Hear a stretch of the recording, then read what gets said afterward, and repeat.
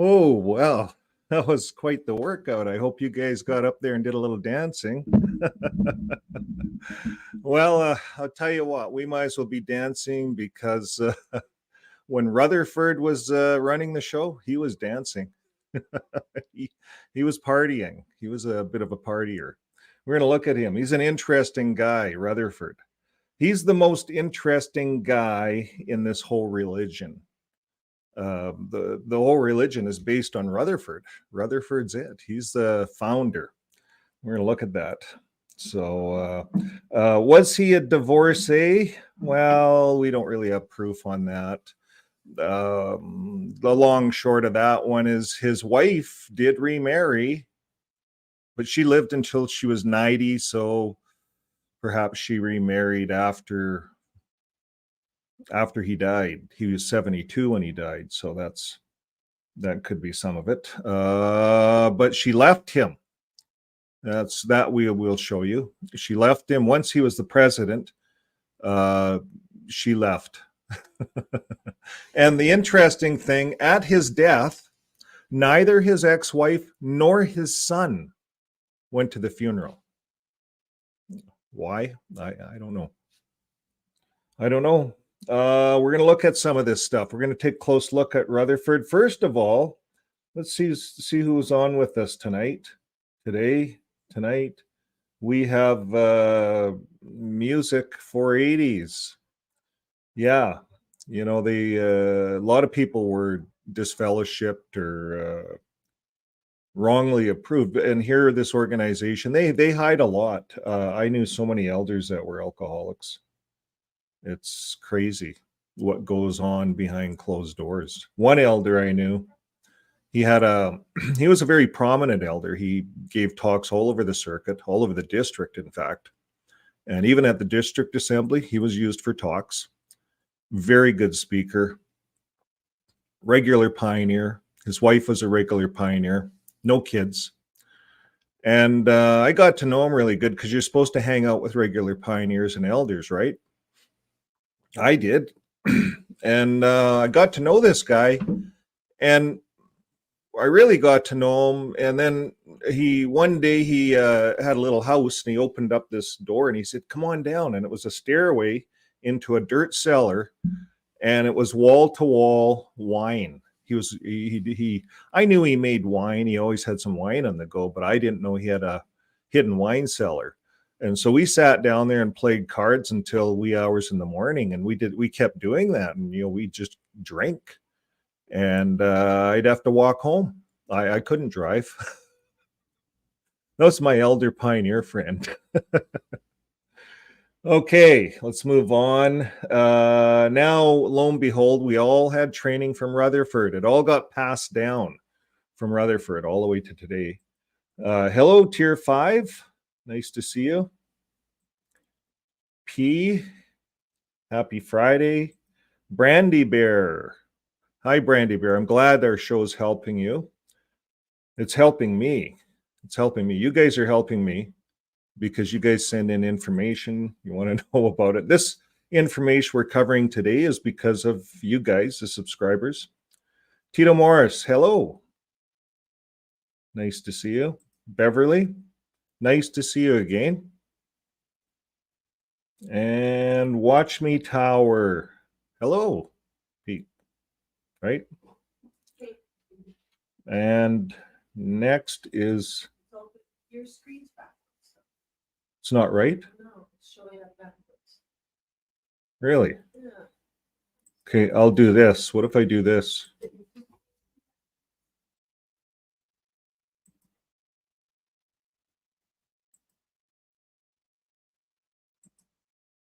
Does that make it right?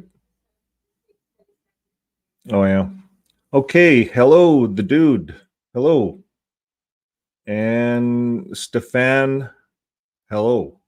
Thanks for joining us, everyone, today. So it's an interesting show. We're going to look at, first of all, now I don't know if my screen straightened up. My sound technician let me know. I had it mirrored, but I thought I did reverse text. But anyways, pardon me?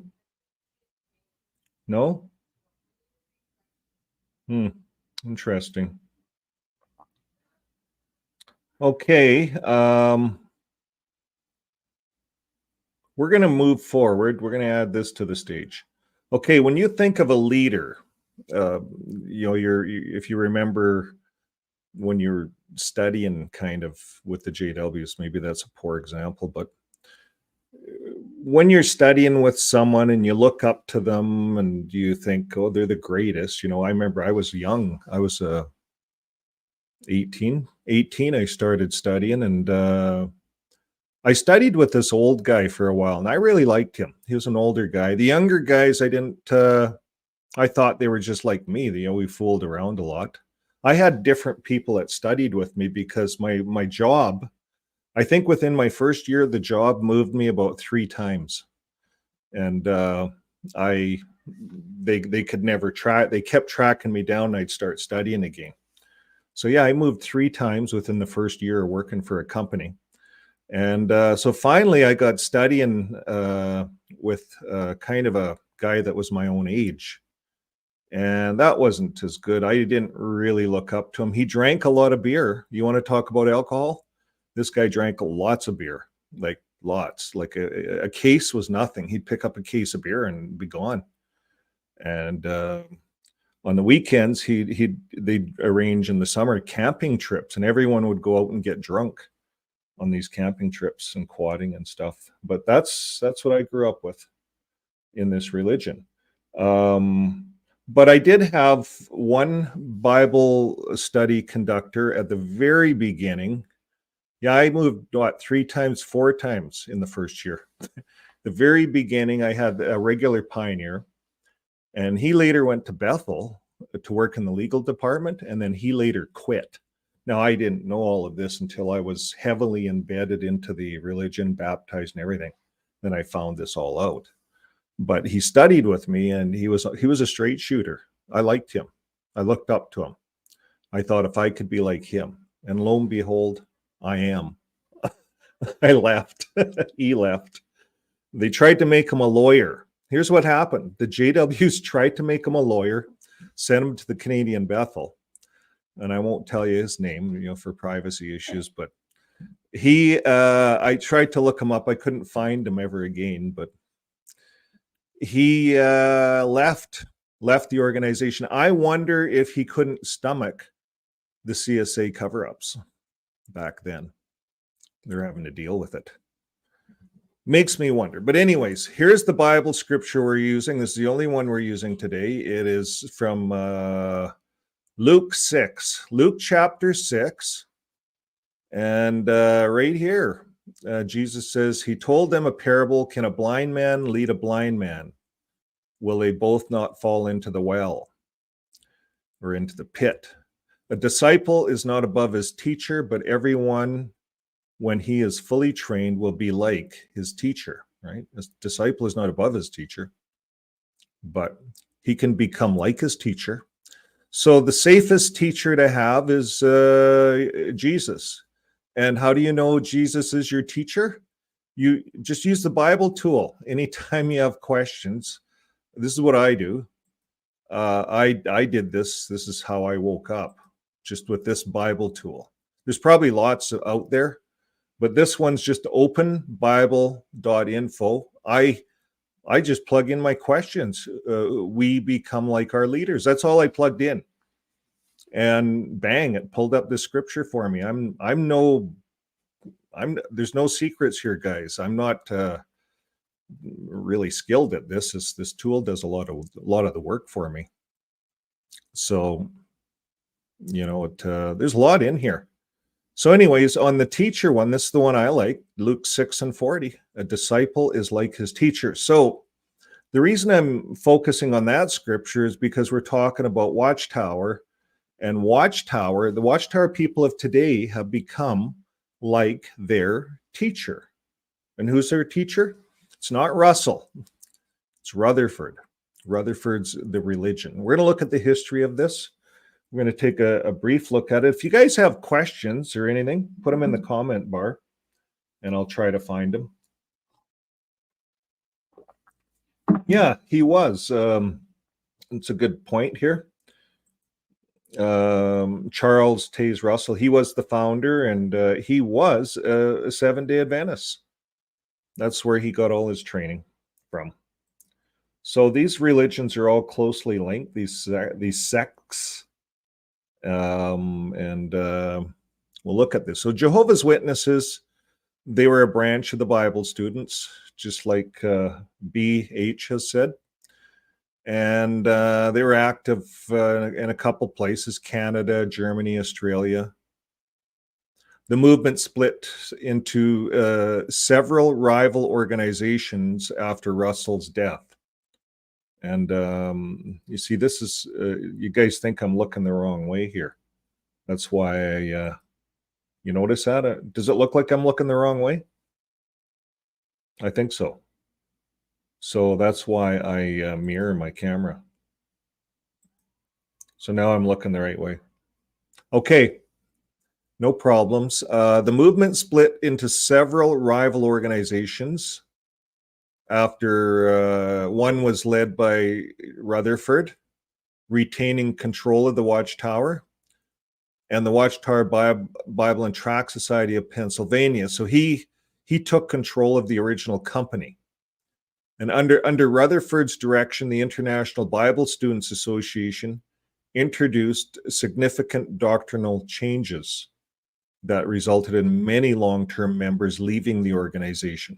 And the group grew rapidly, particularly in the mid-30s with the introduction of the new preaching methods. And in 1931, the name Jehovah's Witnesses was adopted, further cutting ties with Russell's earlier followers. So this was a brand new religion he brought about. We're going to look at this a little closer. There were substantial organizational changes as the congregations and the teaching programs worldwide came under centralized control. And further changes led to the prohibition of blood by members.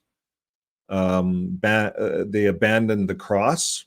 They rejected Christmas, birthdays, and the view of the biblical Armageddon was introduced as a global war by God that will destroy the wicked, restore peace on earth. Then in 1945, the Watchtower Society, which Russell had founded as publishing house, amended its charter to state that its purposes included preaching about God's kingdom. So they didn't have that in there. So they had to change that. That was midterm 1945.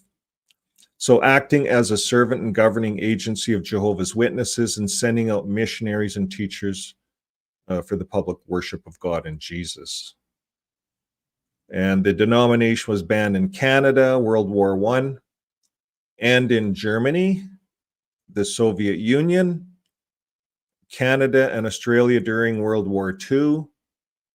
So it was banned, this denomination. It was considered, when they go against the governments and they advocate that to go against the governments, Rutherford hated the governments. And that's when they got really active. We're going to look at what they started doing. They were driving down the streets with these big loud cars, blasting horns. Could you imagine you're sleeping in the Saturday morning and the damn car goes down the street just blasting Rutherford's message? That's why they got banned. Members suffered widespread persecution, mob violence. The group initiated dozens of high-profile legal actions. Judge Rutherford, right? He's all about litigation.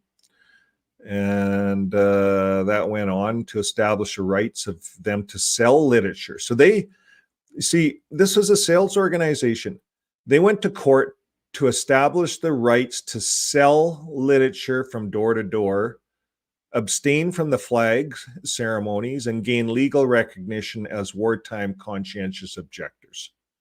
And members of the denomination suffered persecution in some African countries, 60s, 70s, and they suffered official bans in Russia. So this talks about the Adventist influence. We're not going to get into all this. This is more Russell's history. And we go all the way down to, we're going to go down to here, 1917. Russell died This is when Rutherford took over, and that's him. You know, this is their Watchtower's picture of him. To me, it looks like an evil picture. What are we talking about here? So anyways, Rutherford takes over. And let's see how they put it in Wikipedia. Wikipedia is pretty good because you can see where Jehovah's Witnesses went in and tried to edit. I was following some of these edits, and it's interesting. You can see who's doing it. The Jehovah's Witnesses, no, it should say this. But then there's Wikipedia says, well, there's too many credible sources on this, so we're going to leave it in for now, unless you can come up with a better reason. They haven't come up with better reasons. Wikipedia is pretty good. So here it is. At the corporation's annual meeting, January 6, 1917, Rutherford, the society's legal counsel, was elected as Russell's successor, with new bylaws passed to strengthen the president's authority. This was a dictatorship. It shows it right here. So within months, 4 of the society's 7 directors claimed he was acting without consulting the board and described him as dogmatic, authoritarian, and secretive.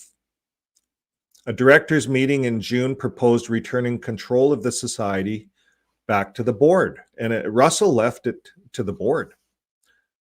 But at that, a stormy 5-hour meeting on July 17, 1917, Rutherford announced he had appointed 4 new directors to replace the 4 who had opposed him, claiming they had no legal status in the board because of conflict with Pennsylvania law. At the same meeting, Rutherford surprised the headquarters staff and most directors by announcing the release of the book Finished Mystery, dealing with prophecies of the book of Revelation and Ezekiel and based on Russell's writings. And the book, written by Bible students Clayton Woodworth and George H. Fisher, was described as a posthumous work of Russell. What does that mean? Posthumous. Past his death? After his death. So this is posthumous. After Russell's death, yeah.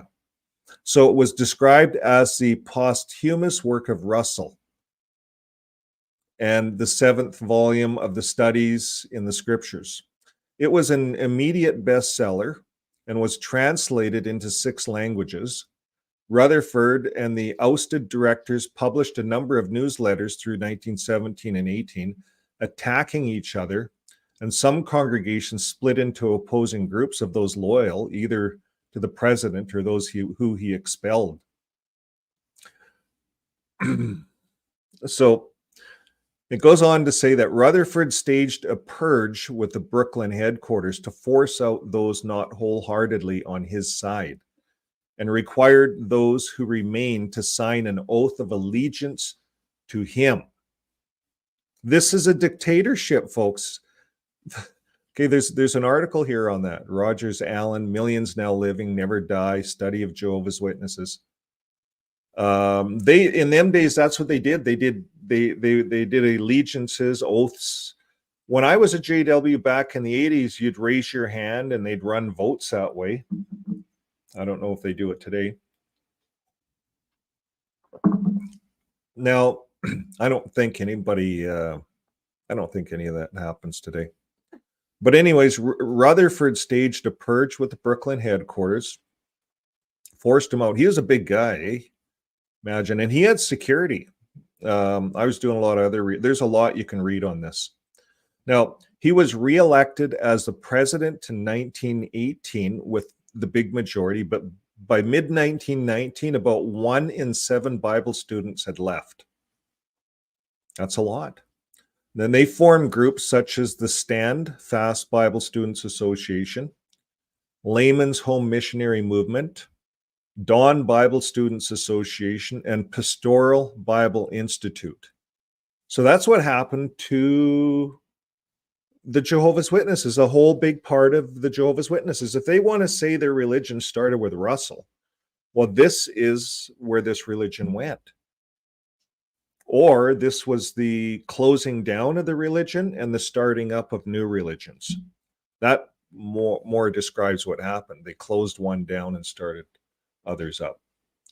So we have the Bible students, they no longer could legally use that name because Rutherford legally took that name over. He had the big safe that had, in today's currency, when he opened it, it had 2.3 million sitting in it for Russell's money. He had all his money. He took it over legally.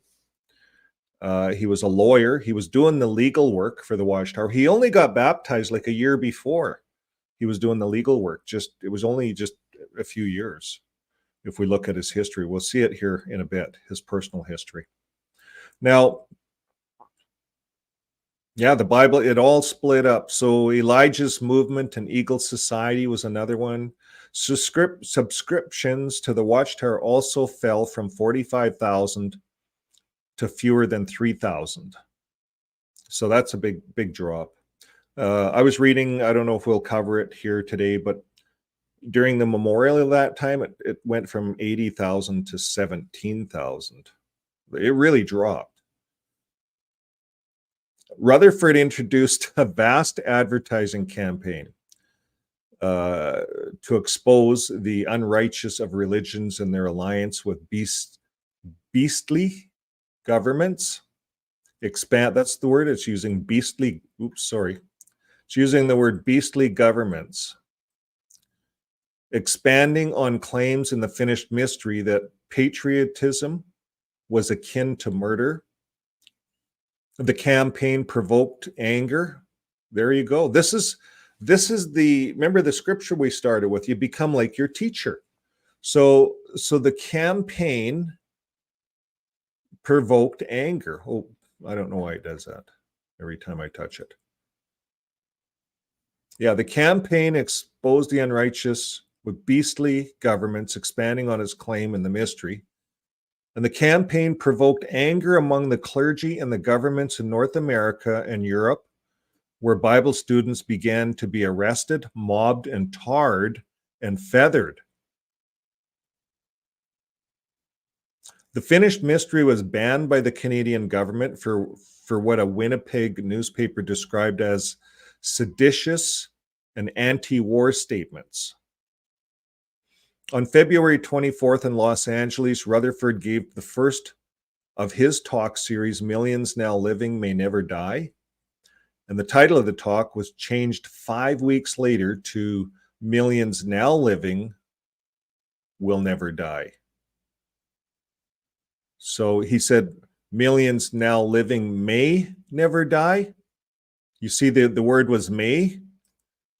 And he's so sure of himself, like most people that talk say, well, this is how I read the scriptures. Or, I did a video the other day on, I had Paul Wallace, Jay Hess, both guys, really humble guys. Well, this is the way I read it. And these are my theories.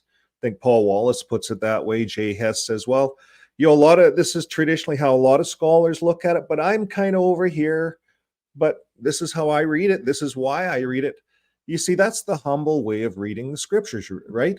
So you could say, well, this is kind of how I read it. Millions now living may never die, right? You could give that talk. Well, he changed it. Millions now living will never die. You can see Rutherford doing this, right? How he was convinced. And you see, when your teacher is that convinced, and you go in there, a lot of people back then didn't know how to read. They didn't know how to read. You'd have this Bible. I don't know about you, but when I first looked at this Bible, it was like, there's no way I'm going to learn that Bible. I was 18 years old. It was just mind-boggling, right? And I was so happy to have to be involved with a religion like the Watchtower that explained everything. I didn't have to really do anything. They explained everything. I could go to indexes, even back in the 80s, it explained everything. And they had indexes, and they'd study with you. And and I trusted my teachers. And that's how it is. When Rutherford, it was even worse back then. I at least knew how to read. I could have went to a library and did some research, and I didn't. But nowadays, we all just research off the internet, so it's really easy. Now, who do we have here? XJ, well, welcome to the channel, MJ. The minute you said I do to the Watchtower, you are signing up. You're signing up.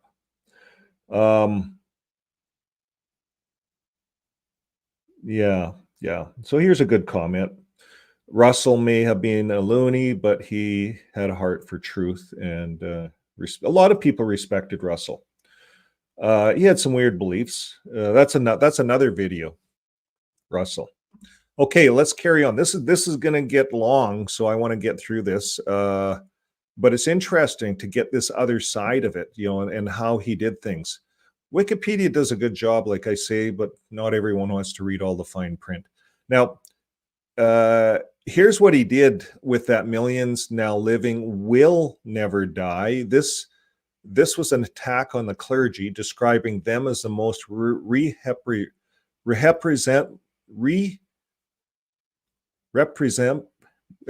I can't say that word. Represent. So I say it all the time. My mouth won't say it, but you know what I mean. Just on earth for the great war that's afflicting mankind. Like, he's just a bad guy. So 3 days later, the Army Intelligence Bureau seized the Los Angeles offices, and the U.S. government ordered a removal of the 7 pages of the finished mystery book. So warrants were issued. These guys were sent to jail. So we're not going to cover that part of it here today. What we want to cover is the scandalous stuff that he was doing. Get an idea what kind of personality this guy had. So I'm going to move us over to, first of all, we want to give the Watchtower a little bit of show here, and so they can demonstrate what Rutherford means to them. So here's a start of it. We'll just play this little bit here. This was the first major convention held after Brother Rutherford and his associates had been released from prison. Thrilled to finally gather together safely, the Bible students just kept coming and coming until the entire program had to be moved outdoors, with some 7,000 in attendance. Just 3 years later, in 1922, Cedar Point was the location of an even more exciting convention, with an average daily attendance of about 10,000. It energized God's people to go on preaching with renewed vigor. Many conventions in the years that followed helped unite God's people in even more powerful ways, like the unforgettable one held in Columbus, Ohio in 1931. Imagine stepping into the Coliseum at the fairgrounds. There are 15,000 in attendance and the place is packed. Your program has 2 large letters printed on the front, JW, for the first. Okay, so remember this, no one in the audience knew really anything. They didn't know if they were going to change the name of the company. And so Rutherford, this was where he had to make all these changes. And he had to change the name and get the people going in a whole different direction than Russell. So he brought the Jehovah thing in. And this is why the religion today is a Rutherfordite religion. They're Rutherfordites. It's I was one, and I admit it. When I came out of that religion, I had the Rutherford trance floating around in my head. I was doing the dance to the Rutherford trance. And it all started here. It was advertise. I went pioneering. I believed all that crap. Even some of the ex's in-laws, they went to some of these Ohio conventions. And then in the Revelation book that they forced us to go through 3 times. I went through that 3 times, the Revelation Grand Climax.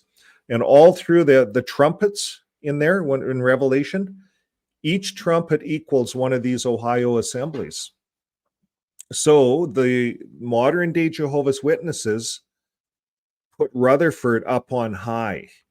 They view, and they even time the distance between the assemblies, 1,260 days. There was even some of that day calculation going on, and they're showing how Rutherford, he has to be directed. Well, he just strategically lined this all up and made it look that way. The guy's a genius. Like, he's a genius.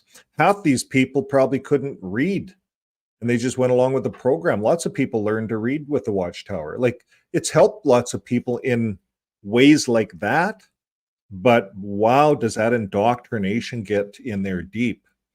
But it's all based on this one man. We're going to let it play a little bit here. 2 days of the convention. Everyone's trying to guess what those letters mean. Just watch? Just wait?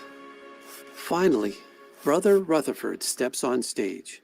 Near the end of his talk, he presents a resolution that climaxes with the words, "We desire to be known as and called by the name to wit, Jehovah's Witnesses."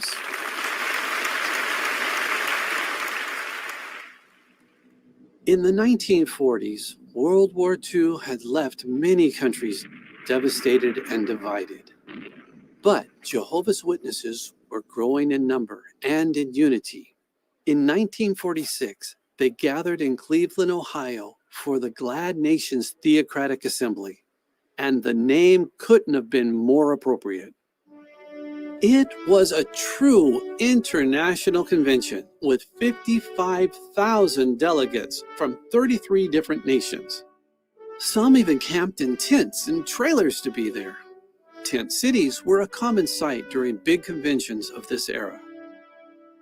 With our spiritual family continuing to grow, conventions during the 19th. Now, keep in mind, Rutherford loved, what did they say? Did they get to that one? 250,000 attended? Maybe that's coming. But they had up to 250,000 attend the assembly. Rutherford loved the adoration. He just loved it. And he was a powerful speaker, and people loved him. People love powerful speakers. They do. So when we look at the religion,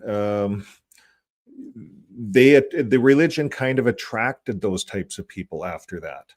And because it's an advocation and preaching religion, you know, going out door to door, it's very verbal. They use the sound cards. We're going to look at this, and you got to get an idea on what kind of a personality did this Rutherford have. 1950s were held around the world, even in places where resources were limited. A landmark example of just how international conventions had become was the incredible 1958 Divine Will International Assembly in New York City, which was attended by more than 250,000 people from 123 lands. This was the largest international convention ever held in one city, filling Yankee Stadium and just 4 blocks away, the Polo Grounds. The greatest assembly of true Christians ever held is opening this day. We are certain that Jehovah is with us and that we are here by divine will. But what unified God's people? So I wonder back then if that was a big deal. Like, did they have big assemblies? I know they did. They had big games. People would meet, but then they started introducing fire laws. And I think they clamped down on how many people they could hold in one assembly. Occupation rules, fire mostly, evacuation. So, but Rutherford, he loved it. He loved the adoration. He wanted to pull people together. And when you pull people together, this is why they do assemblies, you have concerts, it creates its own energy. And these assemblies create an energy. And, I went to assemblies for probably 28 years. 28 years of assemblies. I know I might have missed a couple, but 28 years, 30 years I was in that religion full time.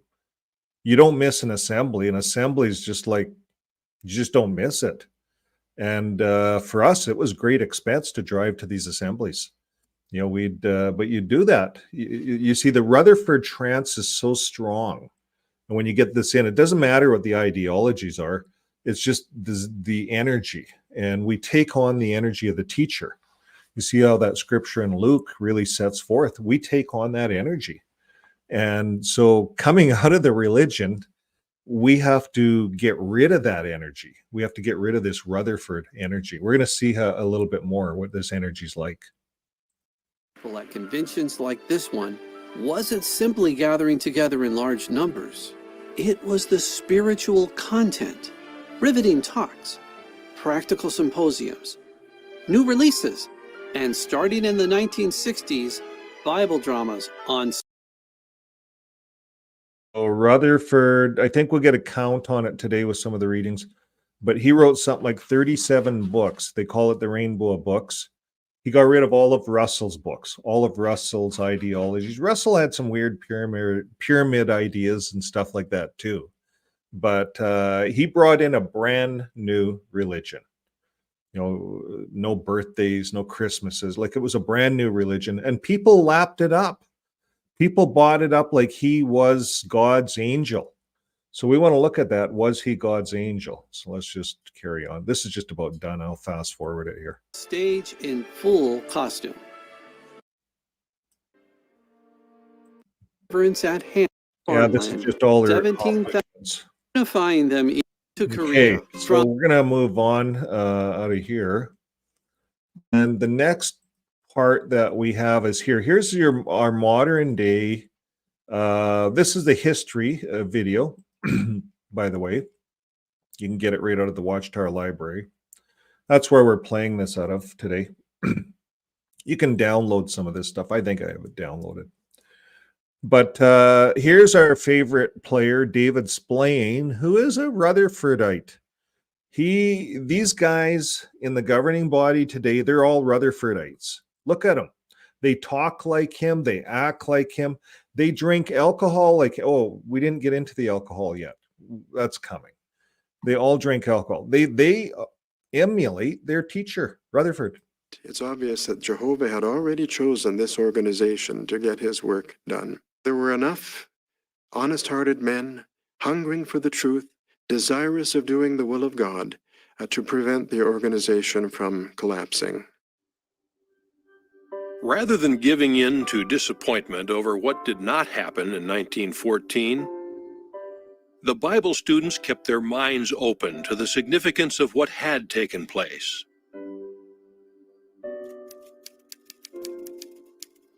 The World War and its aftermath had become the world-shaking events proclaimed by Russell almost 40 years earlier.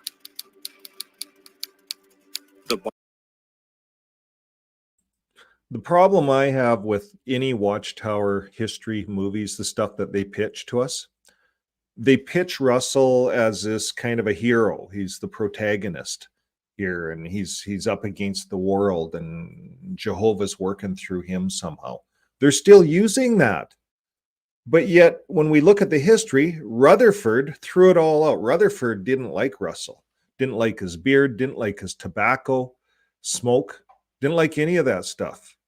And he changed it. No more beards. Everyone followed Rutherford. It's not just till yesterday they allowed beards. That's how brainwashed everyone has been for 100 years. That's how powerful that Rutherford trance is. But here, I think this is wrong for Watchtower to use Russell in this way, to use him in a positive way when the history shows that they abolished Russell. They didn't like Russell. They thought he was wrong, but yet Bible students were coming to the realization that Christ's presence began in 1914 and that the world's last days were underway. 2 months after Russell's death, Joseph Rutherford was appointed to oversee the work. Rutherford had been a close associate. You notice they didn't talk about the siege, all these, the disruption, the Bible students that were kicked out. They had I don't know if we'll get into it today, but they had security at the Bethel, at the watchtower where Rutherford was. He took it over, and the Bible students were trying to get in, and they had security at the gate. Everything. It was hell, but they don't talk about it like that. They say 2 days later it was like seamless. It was seamless. It went from Russell to Rutherford. It was not seamless. We read all of how 1/7 of the Bible students left. I don't think they talk about this here. Associate of Russell, traveling with him and speaking in his defense. Like Russell, he believed that the good news had to be preached. Like Russell. He was dynamic and could not be intimidated. Yet not everyone appreciated these traits, You see the even safe among there? the Bible Got all the students. money in it. Brother Rutherford, he was an entirely different personality, brusque in manner, and he didn't fear to tread on anyone's toes. See, the Watchtower is kind of proud of the fact that this guy's a dink. Like, he's an ass. Rutherford was an ass. We're going to read some stuff. He was a brutal, bigamist, misogynist. He was an ass. His own wife could not live with him. But Watchtower, on their own history, they're bragging about this guy. Look at the pictures. There's not one nice picture of this guy, but they brag about him. They're happy. This guy is their teacher. The trumpets that are blowing in Revelation are blowing because of this angel. They view him as like he's an angel. He's in heaven right now. They all believe this guy's in heaven overseeing them right now. That's what they believe. I think this had a tremendous test on the brothers because they were really worshipping the creature more than the Even creator. admit it. Rutherford directed that Russell's notes for a 7th volume of Studies in the Scriptures be compiled into a new book called The Finished Mystery. On the day that the book was completed and he had a supply in his office, he arranged for the brothers to put one at each table place in the dining room. And so when the family came down to eat, each one had a copy of the book, The Finished Mystery. Some were quite curious about it and wondered what it was all about and enthused about it, but there was already a growing tension in the family because some of the responsible brothers sort of resented Brother Rutherford. Some of them had ambitions for themselves, so they used the occasion to bring So you see how they handled that? Some of them had it. They really made the Bible students look like the bad ones. They had ambitions for themselves. Actually, Russell actually left it to one of the Bible student guys, and Rutherford got in there, and he wasn't even in line to get this. I don't know if we'll cover it here, but they don't cover it. They make the Russellites look bad. accusations against Brother Rutherford for having gone ahead and published this without their permission and their knowledge. And the result... Okay, the other thing is, you notice all the bad guys in the scene have these long sideburns and beards or mustaches, and all the good guys are clean shaven. Well, of course, that ruling kind of has gone away yesterday because beards are all allowed. But this is their history. And this is how they paint the history in their movie studios. They paint the bearded guys as bad, as evil. When I grew up, was raising my kids in this religion, that's how we explained beards and shit like that to the kids. It was just horrible. was eventually about a 5-hour tirade against Brother Rutherford, where a number brought a lot of unjust accusations. Like, that guy has a against him. mustache. He's the bad guy. Sideburns. Brother bad guy. Macmillan tells that, well, that day they left the dining room and most of the food was uneaten and the Clean family was shaven. This very guy's sad. a good guy. But in the community at large, people were taking note of the finished mystery. They originally planned on a distribution of about less And than this is what put him in 100,000, jail. and This book. within a short time, over 850,000 copies had to be printed. The clergy hated the book. It exposed their unscriptural teachings and practices. And it You see, it's a seditious book. And at that time, there's a war going on. The Bible says support the governing and authorities. You can be say you're not going to shoot anybody kind of a thing. They'll put you in a factory or something like that. But this is what's happening. So all the other religions went to war to win the war. And if it wasn't for all those other religions that went to war, we wouldn't be here talking on the internet today. That's a fact. And that has to be said. I think that has to be said everywhere. We have to stand up for our freedom, and sometimes that means war. King Solomon talked about war. He said there's a time for everything under the sun. And of course, Rutherford, he was against it, so he printed this up, and he was proclaiming, and they're driving down the streets with these big loud cars. We're going to see this in a bit. It's no wonder he got put in jail. It publicly condemned them for their involvement in the World War. The clergy fought back.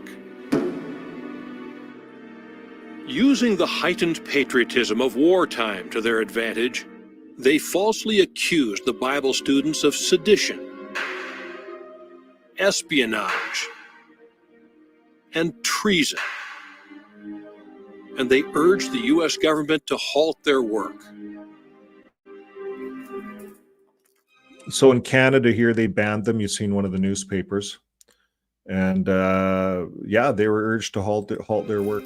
On May 8th, 1918, Joseph Rutherford and 7 of his associates were arrested.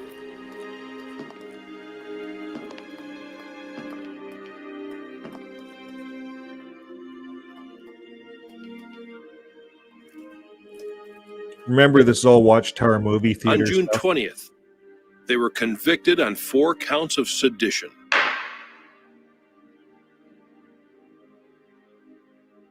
July 4th, 1918, That's about all they have Rutherford for and his pictures of this associates were guy. transported to the federal penitentiary in Atlanta, Georgia. The sentence? 20 years in prison. Like, I don't think I've seen him with the smile. George Fisher, Hugh McMillan,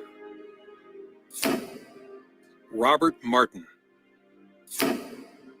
Frederick Robeson. Operations were moved back to Pittsburgh. In the minds of the clergy, the voice of the Bible students had been silenced.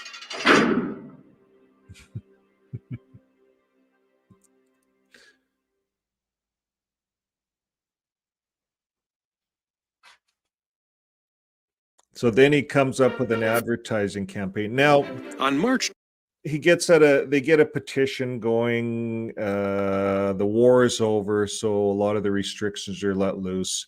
They make it look like Jehovah did something huge. Jesus is now in heaven. He gets out. This guy gets up. He gets out of prison. He lost a lung while he was in prison. The conditions were damp.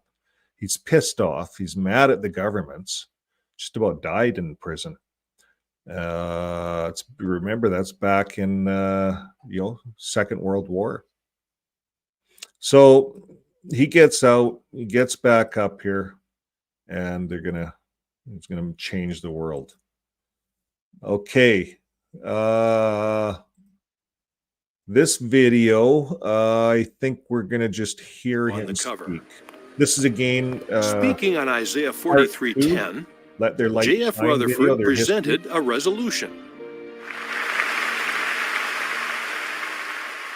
We have great love for Brother Charles T. Russell, and we gladly acknowledge that the Lord used him Bullshit. and greatly blessed his Bullshit. work. Yet we cannot consent. Can you believe that? Like, to get up and say, like, this is the Watchtower today. They get up and they lie. This guy was a liar. He despised what Russell was doing. Well, he may have loved Russell, but he didn't love Russell's work. He didn't like Russell's beard. He didn't like Russell's tobacco. There's a lot of things he didn't like about Russell. And but he's going to blend this all in. He got Russell's money and he got the business, right? He got that safe full of money. So what's he going to tell the people? These are, only 1 out of 7 left. So there's a lot of Russellites in his audience. So he's got to swing them over. He's a smart guy. To be called by the name Russellites. The Watchtower Bible and Tract Society and the International Bible Students Association are merely names of corporations. We are servants of Jehovah God, commissioned to do a work in His name. Henceforth, may it be known that we are Jehovah's Witnesses. I kind of think this is all acting. I don't think this is real, but it may be. I think the pictures are real, the still pictures. Early editions of Zion's Watchtower reveal that the Bible students had already known God's name. But now, their new designation would remind these Christians that knowledge brings responsibility to bear witness. So at that This is how he particular got him time, into the, we went from preaching. being a vague group of persons who Yeah, he was able joined to together swing them by into a this. common These interest in guys studying parrot it scriptures, all. to being Modern day a governing Russellite bodies. They community, parrot that Rutherford. we could stand up and be proud. What does he talk about here? They just go on to millions now living will never die. They even got into this. Okay, let's look at what they're doing. They talk about picketing and stuff like that. Claiming that Well, the here's what they solution did. to the world's problems rests with God's government. On the Yeah, other it's all hand, the acting. churches repeatedly voiced support for human governments. Jehovah's Witnesses felt a responsibility to make people aware of the position being taken by their Like, that's pretty bold, these placards and walking down the street. Look at that. That's what they did back then. If you were going to be a JW, that's what you'd have to do. Then they make you feel lecture proud by about Joseph Rutherford. it. Oops. In 1938, more than 10,000 people jammed into London's Royal Albert Hall to hear a pointed lecture by Joseph Rutherford, while millions more heard this stinging message by radio. Always outspoken, Rutherford invited his listeners to face the facts. The dictator of the totalitarian rule of Germany has entered into an alliance with the Pope. The indisputable facts are that the Roman Catholic hierarchy has stooped wholly to political methods to gain control of the world. Rutherford pointed to the church's role I in think the that was an rise of actor. Adolf Hitler, its alliances with fascist regimes, and its push in many nations to make Catholicism the state religion.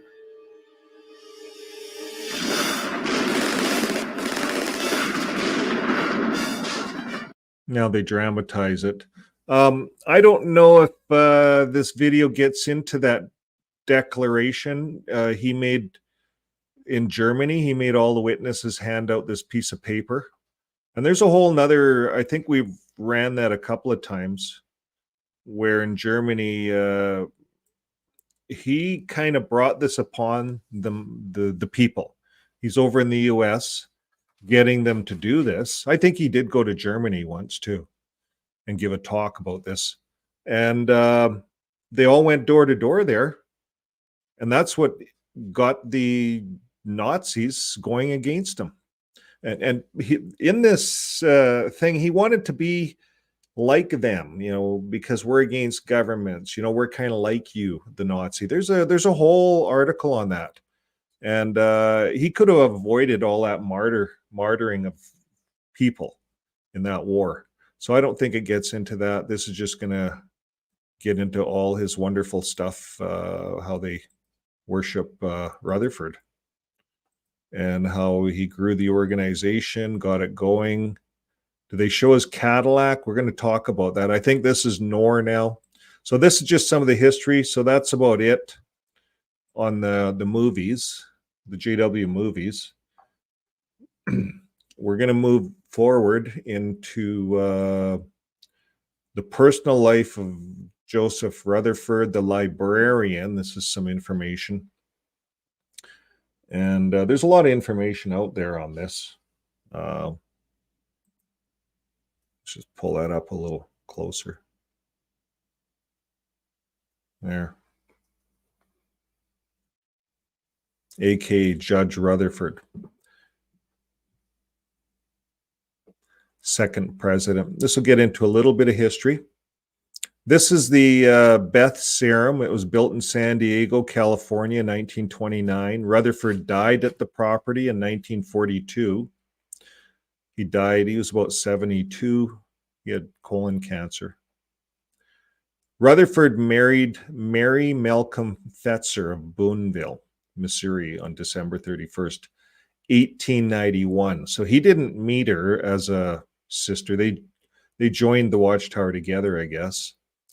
Their only child, Malcolm Cleveland, was born November 10th, 1892. And the couple separated after Joseph Rutherford became president of the Watchtower. Mary remained an active member of the Jehovah's Witnesses until becoming confined to her home years before her death in 1962 at age 93. So that's all that says about Mary. I think I got some other stuff on it here, on her, but let's just carry on in this. It says, Brother Rutherford was survived by his wife Mary, her son Malcolm, because Sister Rutherford had poor health and found the winters in New York, where Watchtower Society headquarters were located, difficult to endure. She and Malcolm had been residing in Southern California, where the climate was better for her health. Yeah. We always hear that. That's why the missionaries leave northern U.S. and go to these southern areas as missionaries, just because it's a good little holiday. It's nice and warm. It hasn't changed today. Sister Rutherford died 1917, age 92. Yeah, it shows she took an active part in the ministerial work of Jehovah's Witnesses. So Rutherford's wife, Mary, was born August 17th. She married at age 22. A longtime Bethelite commented that they couldn't stand each other. You don't see that on the Watchtower. They don't talk about this in their history, do they? That says a lot about, this is a longtime Bethelite looking in and says, and this is the librarian, that better accept the cookies. Okay. Uh-oh. What happened? Maybe I shouldn't have accepted the cookies. Oh, we got it back. Okay. Now, Rutherford's wife. A longtime Bethelite commented they couldn't stand each other, and their living arrangements in California were following. Judge Rutherford, Beth Serum's resident, that was in San Diego, that's where he lived, to Mary Rutherford's resident in California. She lived this Stedman Place, Monrovia, California. The distance travel time between the two areas was 127 miles. You see, so they moved out of the Bethel, I guess, up in Pennsylvania. They wanted to get out of the limelight. They wanted to kind of go down to California where it's warm. So they both had a residence, and the residents were 2 hours and 10 minutes, up to 3 hours and 10 minutes in traffic to get from one point to the other. So they didn't love each other. They just wanted nice houses. And the Watchtower people paid for it. All the rank and file paid for this. And here's the other interesting thing. It says, sadly, neither Mary nor his son Malcolm attended his funeral. They didn't even attend the guy's funeral. Here's the angel that brought in the new religion, Jehovah's Witnesses. He's the hero. And his own son and his own wife, still his wife, wouldn't even go to the funeral. What's that all about? Malcolm did not go to become one of Jehovah's Witnesses. So the son didn't even become a JW. You know, I know when I was trying to be a ministerial servant, if my kids didn't get baptized, I was disqualified. It's a double standard, right? Now, Rutherford had reportedly lost the use of one lung from pneumonia suffering during his imprisonment, 18 to 19, finding New York winter's weather impossible. So that was a good thing for him. Probably lots of people might have one lung in the winters, but I don't know. Rutherford was encouraged by the doctor to spend as much time as possible in a more favorable climate. In 1929, a resident came named Beth Sarum, literally House of Princes, was constructed at San Diego, California for Rutherford for his use, and initially as winter accommodations and later as a full-time residence. He died at the property in 1942, and the villa was sold in 1948, with the watchtower declaring it had fully served its purpose and was now only serving as a monument, quite expensive to keep. And the standard of Rutherford's accommodation and his personal conduct attracted a lot of criticism from some Bible students and Jehovah's Witnesses in the 1930s. Walter F. Salter, the Society former branch in Canada, he wrote a letter to Rutherford in 1937. You remember what was going on in Canada, folks? Do I have it here? Right here. The Great Depression. So in Canada at this time, between 1929 and 1933, the country's gross national expenditure fell by 42%. Yeah, it was the Great Depression, and it affected the U.S. as well. It was called the Dirty 30s. People were really poor. So Rutherford is. Let's look in. Walter F. Salter. So he's the branch manager in Canada. He wrote a public letter to Rutherford in 1937, the month he was expelled from the religion. He got kicked out. You don't write a letter to Rutherford and tell him what to do. You get kicked out. That's what happened. The month he was expelled. He claimed that Rutherford had exclusive use of a luxurious and expensive residence in Brooklyn, Staten Island, Germany, and San Diego. So he was just calling him out that this guy was taking advantage of all the brothers and sisters' donations to have all of these homes. He had one in Brooklyn, Staten Island, Germany, and San Diego, as well as 2 Cadillacs. The guy drove 2 Cadillacs while all these hungry farmers were walking away from their farms and still subscribing to those darn watchtowers because they were trapped in once you get that Rutherford trance, it's a virus. Once it's in your brain, you gotta break apart every record, get rid of it. Takes a little bit of work. Now,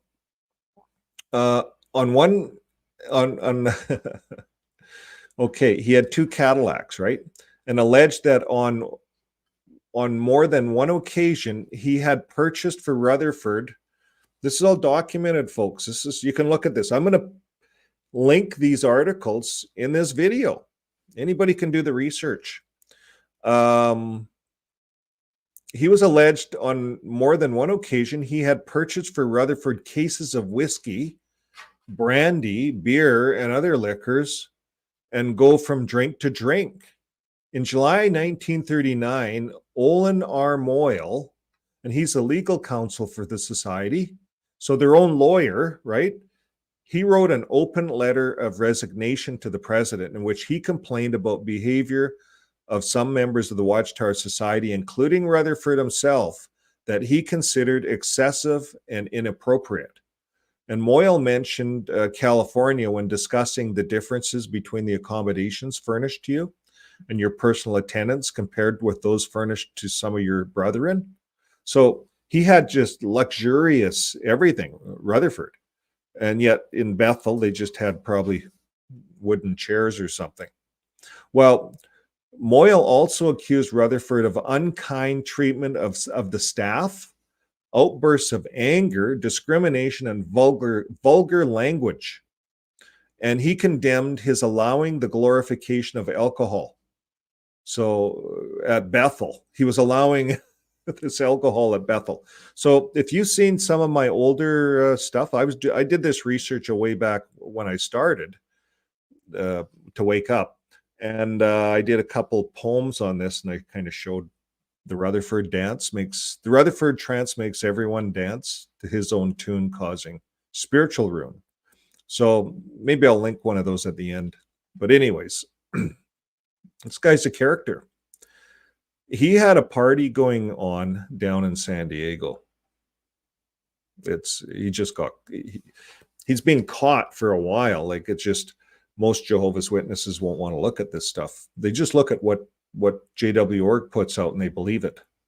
Well, Moyle also accused Rutherford of unkind treatment of the staff, outbursts of anger. That's why his wife left him. Like, his wife probably didn't want to be around him, especially after he got to be president. It went to his head. His ego took off. He became so egotistical. And I haven't seen him yet with a smile on his face. Maybe when he gets drunk, he smiles. I don't know. I don't know if there's a picture of him drunk. Also, Moyle accused Rutherford of unkind treatment to the staff, anger, discrimination, vulgar language. So what does that mean? He used the F word a lot? What kind of language would he use? And he condemned his allowing the glorification of alcohol. So he glorified alcohol at Bethel. Now, there's another guy here. Penton he took the emblems. Penton was from Alberta here, Lethbridge. And he wrote some books as well. Penton's a real historian. So these guys write facts and they back up their facts. So Penton, you'll see this in a lot of the Wikipedia stuff. And as a historian, he can prove his facts. It gets there. The Watchtower even published one of Penton's books when he was in good standing. But then Penton wanted to send his son to university, and they got rid of him because they don't like higher education. So Penton notes that Moyle was a teetotaler. Teetotaler. What's that word? It means that I went over this with my wife. He didn't like drinking, is what he was. He was kind of a Moyle. This guy Moyle. He wasn't really a drinker. He didn't get, and that's what that word means. A puritanical. But he claims Rutherford's drinking habits were notorious and cites unnamed former Brooklyn Bethel workers who told of occasional difficulties in getting Rutherford to the podium to give talks due to inebriation. He was drunk. So they had trouble getting him up sometimes when he was drunk, right? Getting him up to the platform. Could you imagine him being, here they are. Here's Rutherford. He's got a smile on his face. He's drunk. We're right. When the guy's drunk, he's smiling. And this is a beer container. You see there? That's a beer cack or whiskey, whatever. But they're all drinking.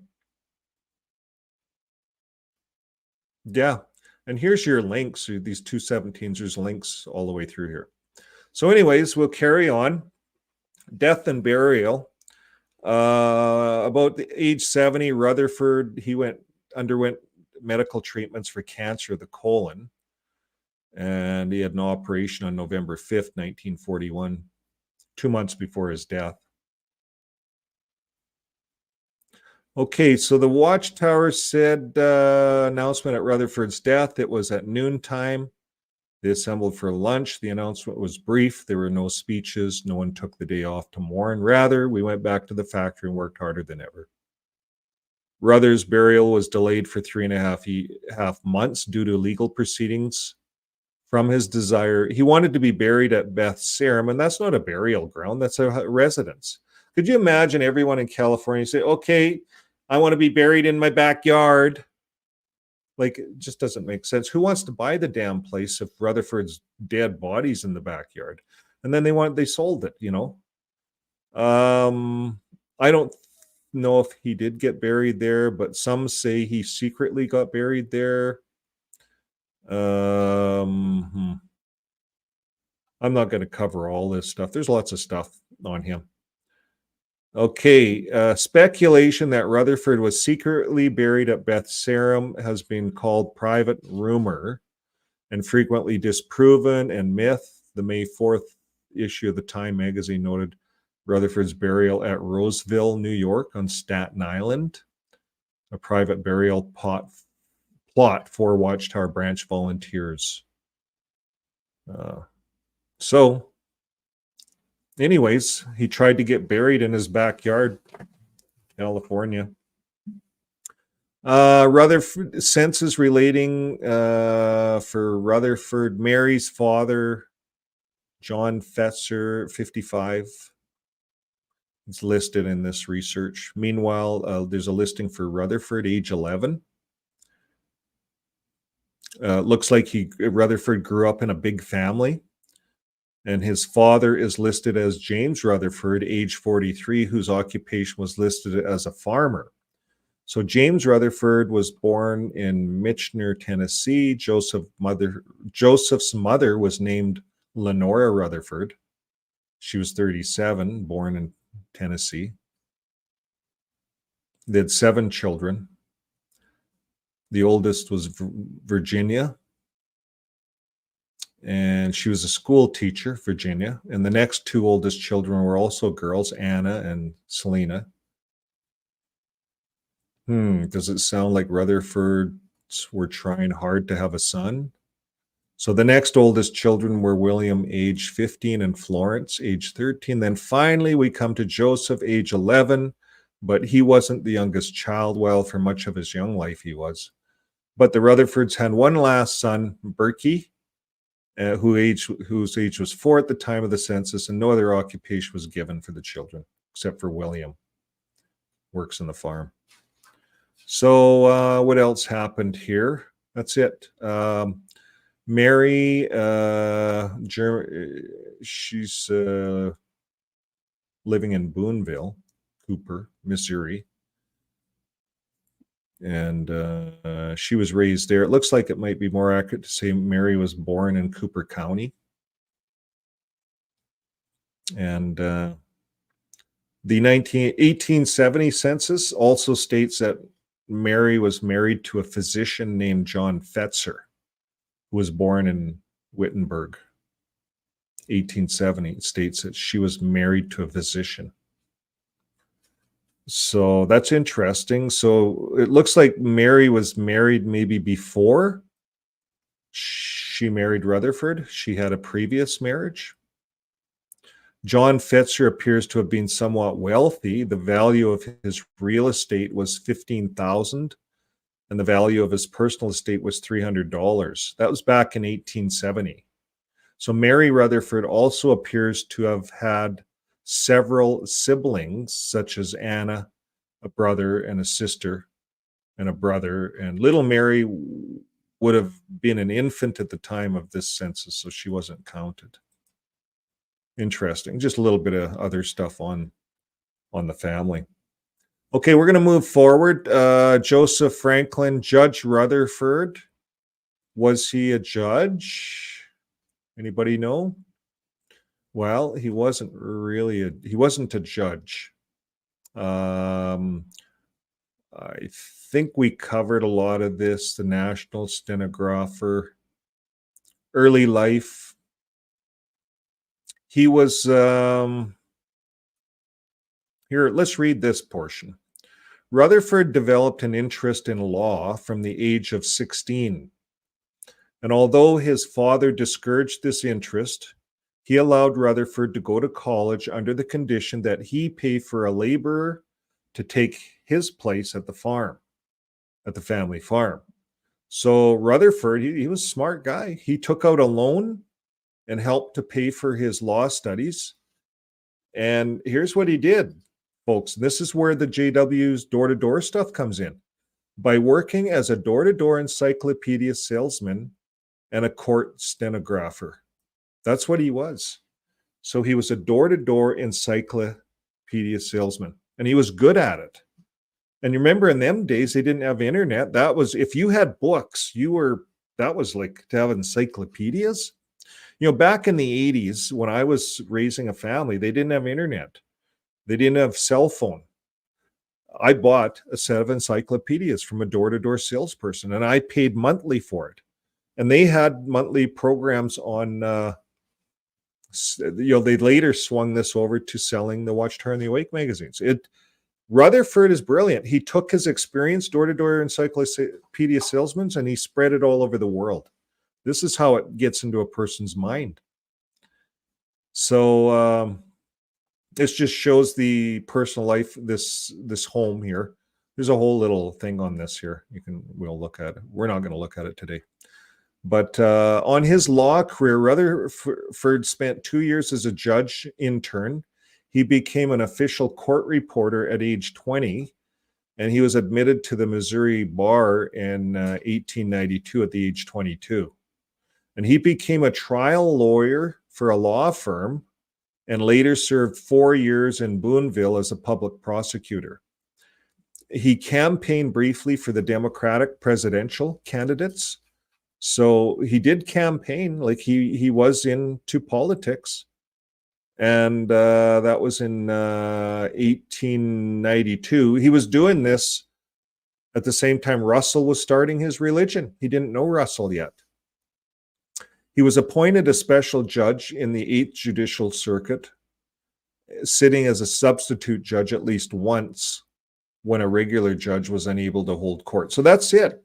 Folks, he got called Judge Rutherford. Everyone thinks he was a judge, but he served as a substitute judge at least once when a regular judge couldn't hold court.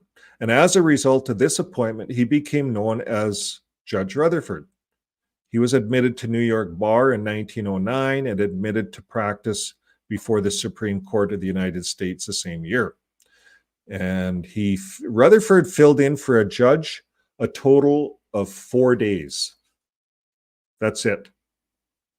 Some days he filled, there weren't even any cases. This is from the librarian. This article is not printed by an XJW. This is from the librarian. You guys can look it up. I'll put a link in there. They just research people. So you see Rutherford's right there. Eh? There's where you see him. These guys really dressed fancy back then. They had money. There's kind of a smile on his face, kind of a smile. Okay, in 1894, Rutherford purchased the first 3 volumes of Charles Taze Russell's Millennial Dawn series, the Bible study textbook, from 2 coal porters who visited his office. So I guess what I'm trying to establish here, does this look like some guy that's researched religion and really has a passion for understanding the deeper things of God? Doesn't to me. This is just a guy, an opportunist who knew how to sell encyclopedias, wrote a bunch of books, knows litigation, really knows the law. If you look at the Jehovah's Witness religion today, or an elder's book, it's pure litigation. He invented it, and that's what the religion is today. He did such a good job on building the religion. It's still, all these people, 8 million, are into it today because of this one man. That's how good he was. Okay, Rutherford, who then viewed all religions as insincere. So he took this from the coal porters, and Rutherford then viewed all religions as insincere. So after he read this, he realized that maybe there's a problem with all these other religions. Shallow and hypocritical, was struck by Russell's sincerity and his sentiments toward religion, which mirrored his own view. So Rutherford immediately wrote to the Watchtower to express appreciation for the books, and he was baptized 12 years later, and he and his wife began holding Bible classes in their home. So it took him 12 years to get baptized from the time that he first took something. So what did he do in between? It's hard to say. In 1907, he became the legal counsel for the Watchtower. And I think that's what it was. It was a job to him. And, you get baptized. He probably went to an assembly, got baptized. It was a job to him. A year after he got baptized, 12 years later, he and his wife holding Bible classes in their home. In 1907, he became the legal counsel at headquarters, and from around that time began to give public talks as a pilgrim representative of the society. He was a powerful speaker, so Russell would use him. And again, being a litigator or prosecutor in courts, he could really talk. He could talk his way around anybody. He was powerful. So as Russell's health deteriorated, Rutherford represented him on trips to Europe. He was a good speaker, so he brought him along. April 1915, he was deputized to speak at a major debate with the Baptist preacher J.H. Troy over 4 nights in Los Angeles before an audience of 12,000, debating various subjects, including the state of the dead, hellfire, Christ's second coming. So Rutherford wrote a pamphlet, A Great Battle in Ecclesiastical Heavens, in defense of Russell, and served as a chairman of the Bible Students Los Angeles Convention, 1916. And around this time, he produced his first work while Charles Taze Russell was still alive, called Militarism. That was his first one. I didn't know that. Didn't know that he did that. Let's see what that is. Militarism. It doesn't show anything here. Okay, well. Okay, so the board of directors, by 1916, Rutherford had become one of the 7 directors of the Watchtower. So from 1907, so that's just like 9 years. When Russell died on October 31st, he joined Vice President Alfred Ritchie and Secretary Treasurer William E. Van Amberg on a 3-man executive committee that ran the Pennsylvania Corporation until a new president was elected at the annual general meeting in the following January. So he got in there, they ran the place for a year, made it legal, everything had to be legal, get these new guys in. And he joined the 5-person editorial committee to run the Watchtower. And Russell's will, drawn up in 1907, had named 5 people he wished to run the magazine after his death.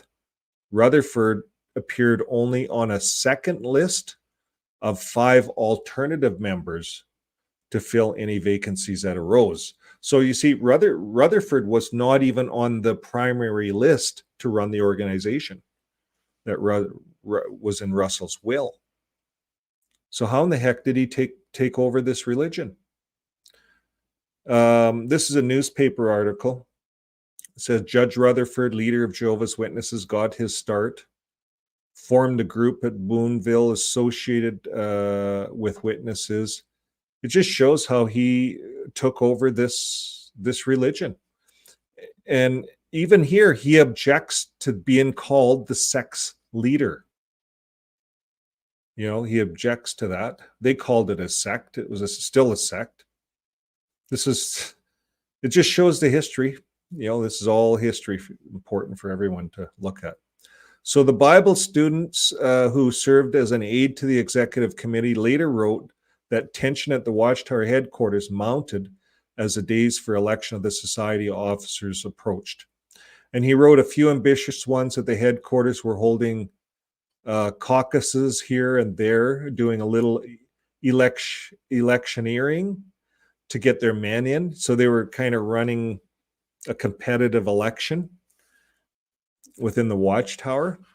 And however, Van Amberg held a large number of votes, many shareholders. So they had shareholders in this organization, knowing of our long association with Russell, sent their proxies to us to be cast for the one whom we thought best fitted for the office. Milk Millen, who claimed he had declined an offer from an ailing Russell months earlier to accept the position of president after his death. So you see, this Macmillan was supposed to be the president. He declined it from Russell months earlier. He should have took it. Agreed with Van Amberg that Rutherford So he agreed Rutherford was the best candidate. That's kind of, but Rutherford was a judge, a prosecutor, a powerful. People liked him. I could see them putting him, thinking that he's working for all of them. According to Macmillan, Rutherford did not know what was going on. He certainly didn't do any electioneering or canvassing for our votes, but I guess he was doing some worrying, knowing if he was elected, he would have a big job on his hands. And there is no doubt in our minds that the Lord's will was done in this choice. It is certain that Rutherford himself had nothing to do with it. So, whatever.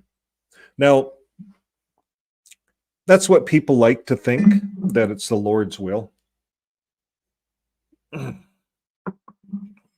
So I guess my question would be, would the Lord choose a man who's got an alcohol problem? His wife can't live with him. Son doesn't want to even join his religion. Like, does that sound like a Jesus to you? Doesn't to me. It sounds like this guy's an imposter. He's a fraud. He's a fraud to what the religion was. The religion split up into many other religions. So on January 6th, 1917, Rutherford, age 47, was elected. Unopposed at the Pittsburgh Convention, bylaws passed, and the board of directors stated that the president would be the executive officer, general manager, giving him full charge of his affairs worldwide. So he designed that so he had full charge of everything. It was just him. By June, 4 of the 7 Watchtower Society directors, Robert H. Hirsch, Alfred Ritchie, Isaac F. Hoskins, and James D. Wright, had decided that they had erred in endorsing Rutherford's expanded powers of management, claiming Rutherford had become autocratic. In June, Hirsch attempted to rescind the new bylaws and reclaim the board's authority from the president.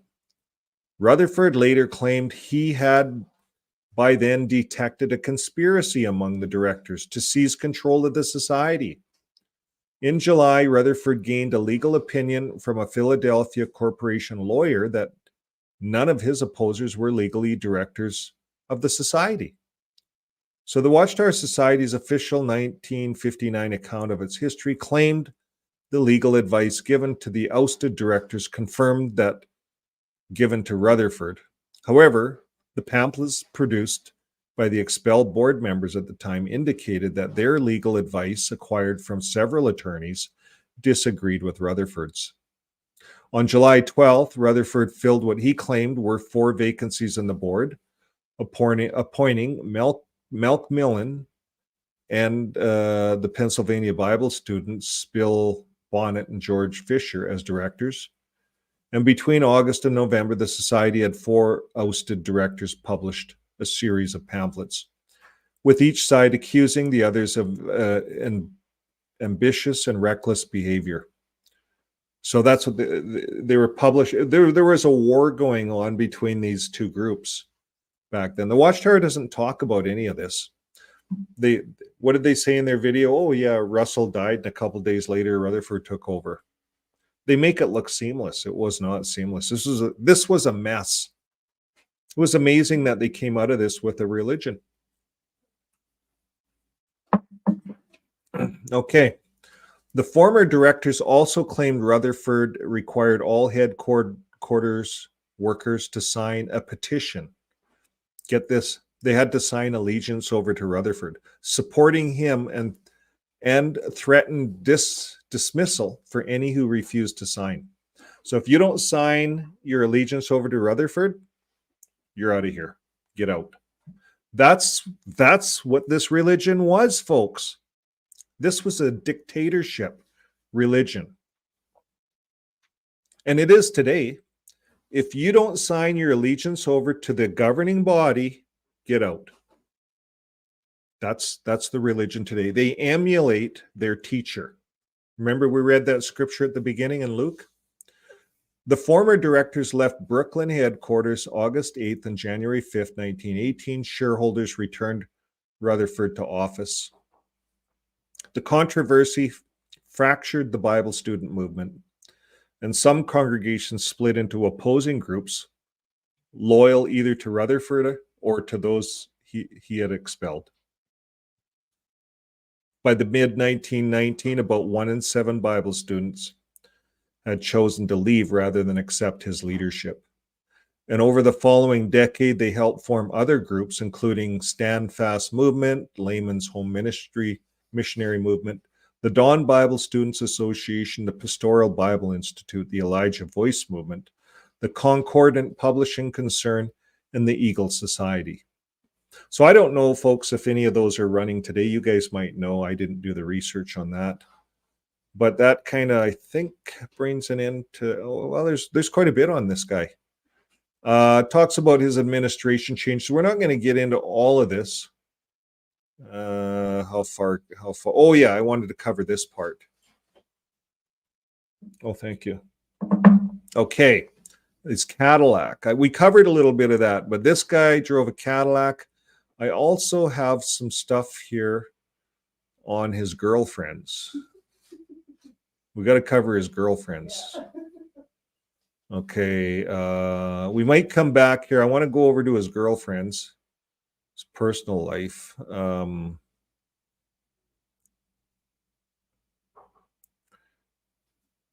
Death and burial.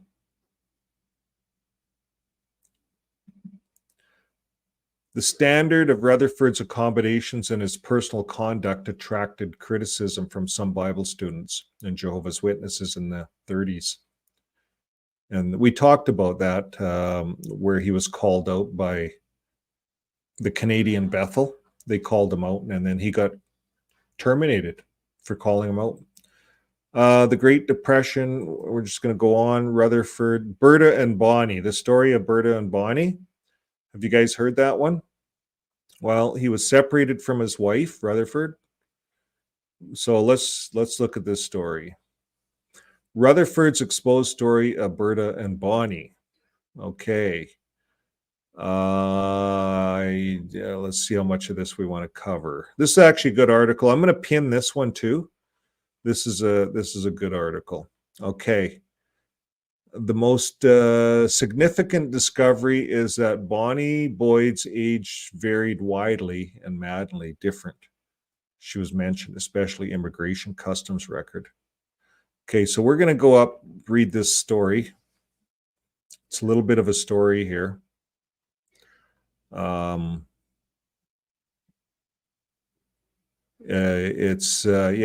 okay, so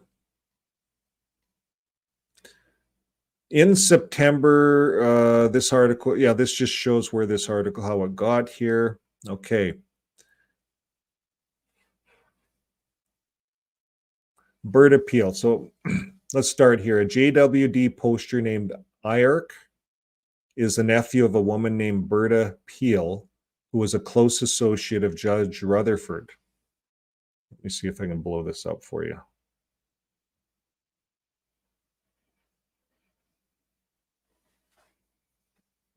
Okay. So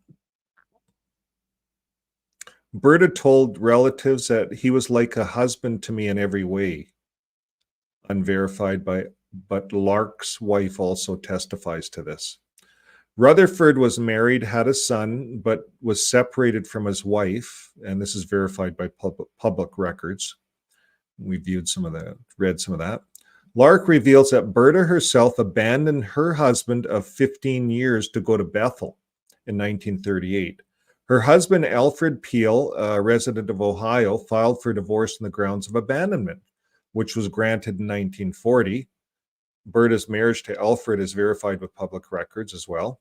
So Berta was a friend of Rutherford's personal secretary, Bonnie. So here it is. This Berta, she abandoned her husband. They were together 15 years. And she said, I'm going to go to Bethel.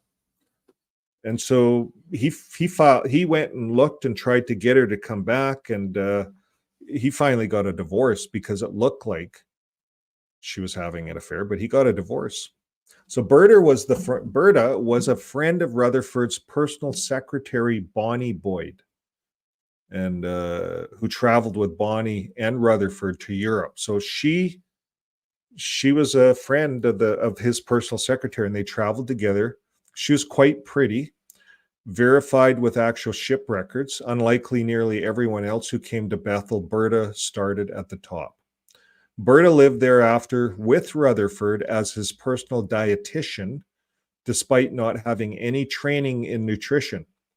And Rutherford already had a qualified dietitian at Bethel, yet Berta assumed this job quickly after arriving in Bethel, 1938. So you imagine this, she gets to Bethel, her husband's coming to get her continually, and then he finally divorces her because she's not coming home. Doesn't look good. A few months before Berta came to Bethel, Bonnie Boyd married William Heath, a Coca-Cola heir from Atlanta. He wasn't a JW. How does that happen? He was rich. This was very controversial at Bethel at the time, as it broke the rules on marriage with non-Bethelites, verified with public records. Prior to Berta's arrival to Bethel, Bonnie had been one of Rutherford's closest associates, working for many years as his private secretary. Bonnie publicly claimed to have been Rutherford's adopted daughter, even though she was not. That's verified in court records. Farkle points out the following similarities between Berta and Bonnie. Both women were among two closest people to Rutherford while he was president. 2, both women were constant traveling and living companions. Number 3, both women broke the organization's rules on marriage, but were in Rutherford's good graces, and among other things, if you know what I mean. Both were quickly propelled to the top of the organization. So it's not what you know, it's who you know. Isn't that the way it is today? If you fit the characteristics of the governing body, the narcissism, and all of those things, well, you might just make it there. Now, finally, there are a few other unverified stories that add to the suspicions of Rutherford's infidelity. Farkle reported an account previously posted that once when Rutherford was staying at a hotel, the person who straightened up his room found a lady's hairpin in his bed. According to this, occurred in 1928. Remember back then, this was really sketchy, stuff like this. This was really, it wasn't accepted back in those times. So this incident led to the stumbling. This is how serious this was wide known. It led to the stumbling of a number of Bible students in the Buffalo, New York area. Both claimed that M. James Pentant had been doing research on this incident. Moreover, another poster was friends with an elder. Okay, he related that Berta had a bedroom adjoining Rutherford's in the train car that they used in their travels. So here they are traveling by train. They did a lot of traveling by train. They'd rent these little cubbies, right? And they had adjoining bedrooms. Probably shared a bathroom, maybe. Who knows? Door, you just walk from one cubby to the other. No one's going to know. They have outside doors, but she'll go in here, he'll go in there. But then inside, they open the in-between door, lock the outside doors. Do I need to paint this picture anymore? You guys know what's happening. It's clear. He related that Berta had a bedroom adjoining Rutherford's in the train car they used for their travels, with a directly connecting door between the two rooms. And he learned this when Berta met with the elders before she died and gave them a full confession, showing them home movies of the two of them together. None of this proves beyond a doubt that Rutherford had an improper relationships with other women. But when taken together, the evidence is especially suggestive. Various postures and previous threads held different opinions on the matter. But Lark effectively presents the case along with these lines. It goes on to say, I do like your questions. They add a lot to our party, but let us analyze the situation. Number one, Berta starts her career at the top of the organization, not at the bottom, like all other sisters. Number two, she is hired as Rutherford's dietitian, even though he already has one. The guy doesn't go to Europe and Beth Sarum, Berta does. Berta had no training whatsoever for this job. According to my cousin, Berta was the dumbest of the 6 children in her family, albeit she was a classical beauty. That's what she was. Number 3, she wears scandalous underwear, which would get a sister disfellowship today. And number 4, she lives at Beth Sarum until it was sold. Obviously, she was in good standing. Number 5, she left her husband in Ohio to move to Bethel. He had to file for divorce, and all the paperwork was sent to Bethel. One thing I forgot to mention, my wife remembers Berta saying, Rutherford was like a husband to me. And now, what does that mean? I used to be embarrassed about this, but I really don't care anymore. Can I absolutely prove this? No.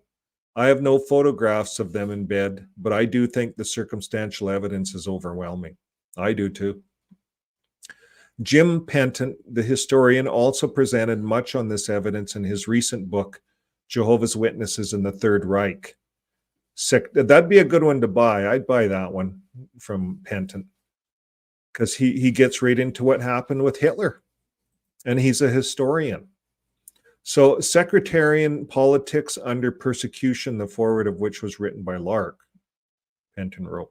So there's also strong circumstantial evidence that he, Rutherford, was somewhat of a womanizer and may have had a mistress in the last years of his life. Regarding Rutherford's possible womanizing, Peter Moyle has written, it has also been known a bit carefully covered that Rutherford liked his women and his whiskey. In support of this allegation, family members of Rutherford's female dietitian and nurse are convinced she was his mistress. The woman in question is Miss Berta Peel, was a close friend of Bonnie Boyd, Rutherford's stenographer. She accompanied Boyd to a Watchtower convention in Europe at some point in the mid or late 1930s. At that convention, she evidently met Rutherford. Thereafter, in June 1938, she abandoned her non-Jehovah's Witness husband of 15 years and moved to Brooklyn Bethel. Now, I don't know if it was here, but Rutherford met her. They were traveling, and he actually sent her money to go buy a car to leave her husband and drive to Bethel. He actually left her money to go buy I don't know if he bought another Cadillac or something, but he bought a car. I read it somewhere in all of this stuff. I didn't want to forget that. It was this woman. In November, because there's people in Bethel, they have to cut checks and pay for stuff and send money. And Rutherford would just say, do this, do this, do this. And he had everyone running for him. He was the boss. He was the dictatorship. He designed the religion that no one could remove him. It was brilliant. Okay. Well, in November 1939, her husband left, filed for divorce. It was granted. Naturally, these facts raise questions. Why did Rutherford accept her at Bethel when she had openly deserted her husband? Such behavior was in clear violation of Bible teachings as understood by Jehovah's Witnesses. Why did the judge make her his nurse and dietitian when he already had a male nurse? And she had no formal training as a dietitian or a nurse. And why finally did he take Mrs. Peel, an attractive southern belly, with him wherever he went? Why? That was something he did not do with his male nurse, Matthew Howlett. Good question. Another strong indication that Rutherford may have been sexually adventurous is that his wife obviously felt quite bitter toward him. She had not lived with him for many years. His excuse was that she was an invalid and could not give him his marital dues? Couldn't have sex with him. However, there was more to the matter than that. He seldom, if ever, bothered to visit her. So when he was dying of cancer, both she and her son Malcolm practically ignored him, even though both were living nearby in Southern California. Yeah, they were only a 3-hour drive away. And despite Peter Moyle's assertion, the facts surrounding Rutherford's highly questionable relationship with Miss Peel, his alienation from his wife and son, and various rumors that circulated among disillusioned Bible student witnesses that raised questions about his conduct, there is no direct proof that he was sexually immoral. Still, with so much evidence to suggest that he was, it is difficult to believe that he was not. And I'm going with the fact that he was not. He's a liar. The guy's a big liar. He's a con. He's a fraud, con artist. His character is well spelt out. Even the Watchtower themselves admit that this guy was stern and he was forceful. That's not Christ-like. I don't see that in Christ. Okay, what else do we have here? We read a lot. I wanted to cover his character. The most significant discovery is that Bonnie Boyd's age varied widely and maddeningly in different records. She was mentioned, especially immigration custom records. This suggested that she falsified her age in government documents, such as her passport. There was also a pattern in her age discrepancy. In 1924, a year after she came to Bethel, she claimed she was 27 years old.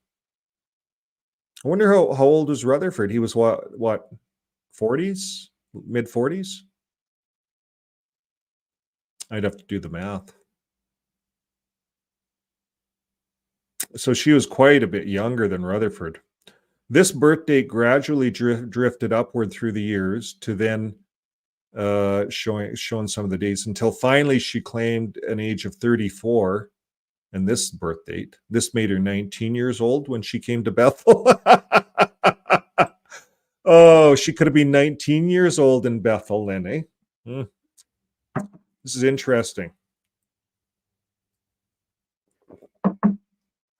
Finally, in the interview with the San Diego newspaper in 1942, she claimed that she was 16 years old when she first became a companion of Rutherford. Can you believe this, guys? Like, this is the San Diego newspaper. She was 16 years old. She became a companion of Rutherford. So you want to talk about CSA, it starts right at the top here with Rutherford. You know, she wasn't even of age. So the student has become like the teacher. That's what we see today. We see the very same things. We see an older men and young girls. Rutherford set the example. This duplicity has made it almost impossible to determine when Bonnie was actually born, although I suspect it's probably the original birth date, not the latter, more recent ones. Which makes this similar pattern of age misrepresentation surrounded Rose Ball. So this happened with Charles Taze Russell too, folks. It's another story. Charles Taze Russell, he was accused by his wife, Marie Russell, of having improper relationships with his caregiver. She was his caregiver, this Rose Ball. Rose Ball worked at the Bethel as well, and Charles Russell had to walk her home every night. They'd get home at 10 at night. She'd sit on his lap when she was younger. They took her in. There's a real story, scandalous story on this Rose Ball, Charles Taze Russell. Like, this organization does not have a clean history. Not at all. Yeah. So in defending Russell from criticism in the press, Rutherford argued that Russell could not have acted untoward with her because Rose was only a little girl. Well, there's your first CSA case in the Jehovah's Witness religion, folks. There it is. And when she came to the household and being an orphan was treated like an adopted daughter. This claim turns out to have been false, as Rose was neither an orphan nor a juvenile at the time, as the public records demonstrate. And since Rutherford used this age deception as a means of defending the president of the Watchtower from rumors of sexual immorality, the question is raised if the situation was similar with Bonnie Boyd's claim about her age and her relationship with Rutherford. So, Russell, Rutherford, two peas in a pod. What do you guys think? I've started this new thread to continue this discussion. I think that's it on that. Yeah, that's kind of it on that one. Okay, what else do we have? This is a good one.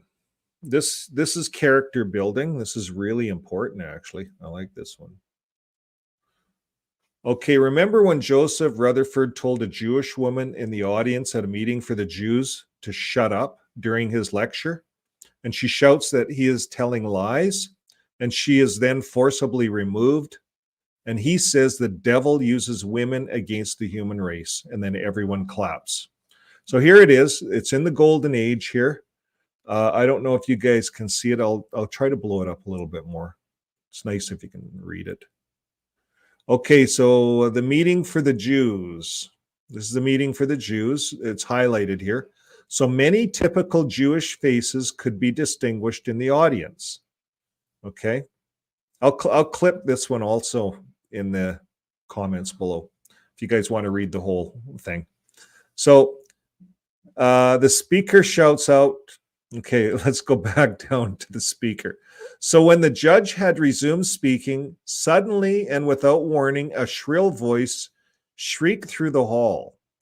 "You're telling lies!" It was a woman in the balcony. And the speaker shouts out, "Shut up!" But the woman, as if obsessed, complained and sputtered until the ushers were ordered to take her out. "It didn't cost you anything to get in, and it won't cost you anything to get out," came the words from the platform, and the woman was forced out with a struggle. The audience, especially English, might have been shocked by the apparent roughness of the scene, but the judge rose to the occasion with the words, "In the Garden of Eden, the devil worked against the human race by using a woman, and he has not stopped using women today." That's how he used to talk, Rutherford. Anyways, I thought that's worth noting. It's character building. We got to see what kind of character we're dealing with here with this guy. Now, this was just on TikTok. I covered it. This guy covered it there. Okay, here's another one. Joseph Rutherford. This is an article by the Binghamton Press, June 28th, 1938. And it's an article right out of the paper.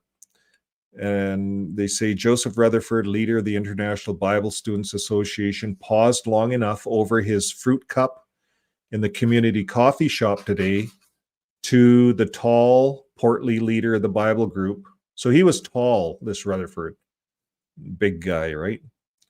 Bible group, which is affiliated with Jehovah's Witnesses. And Mr. Rutherford, accompanied by two young women and a younger man, said the party had left New York by automobile this morning to motor to his farm for a rest. And he declined to locate the farm other than to say it was near Binghamton. And he also declined to identify his companions, waving away any attempts of reporters to obtain their names. The two women and the man, all in sports dress, sipped their cocktails and said nothing.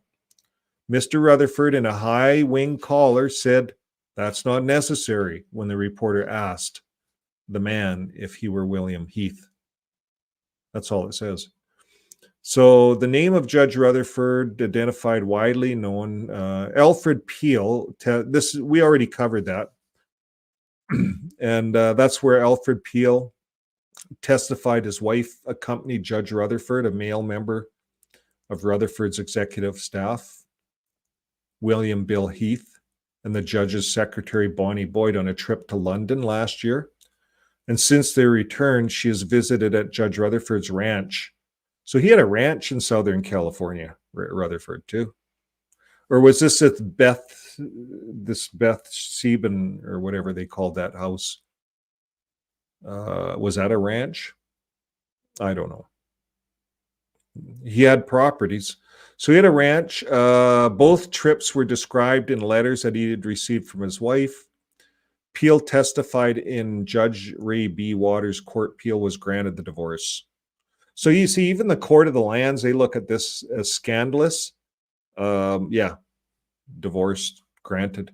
Because you see, the Bible even says if it looks like adultery, it is adultery. If you put yourself in a situation and it looks like adultery, you're gonna be called adulterers. Peel said that he had married Berta and they lived good until 1936, when she developed an interest in the witnesses. See, the witnesses tear up so many families. So many families get tore up. It's today, but they're following their teachers, Russell and Rutherford. Apparently, they're both kind of slutty guys, and they hid it. See, they'd never hide this stuff today because of everyone has a cell phone with a camera on it. You could never hide that stuff today. But here it's come out. So now he also testified that his wife, so this Berta, received a check of $1,500, right, back then. Well, that's worth $28,000 today. That's what that's worth. So she got like 28 grand of today's value from Judge Rutherford back then, from the secretary, shortly after Rutherford's departure from Akron. And the secretary was identified as Bonnie in court. And it was she, Peel, said in later testimony, who accompanied the party of four to the London trip. So here's what happened. Peel said that his wife was directed to buy an automobile with the money. So that's a pretty good automobile, 28 grand. So he testified that she did buy the car in June 1938, and she went to Brooklyn and has not returned. So she took the money, bought a car, and drove to Brooklyn. And after receiving the letters in which his wife described her trip with Rutherford's entourage, Peel said he went to Brooklyn. So her husband went to Brooklyn and made repeated efforts to effect a reconciliation. And his wife, however, refused to return, he told the court.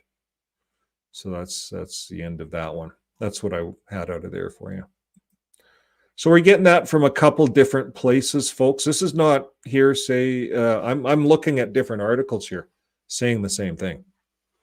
Here's another one right out of the paper. Rutherford, religious leader named in hearing. This guy was a machinist, the Peel's husband, granted divorce from his wife who had called to faith.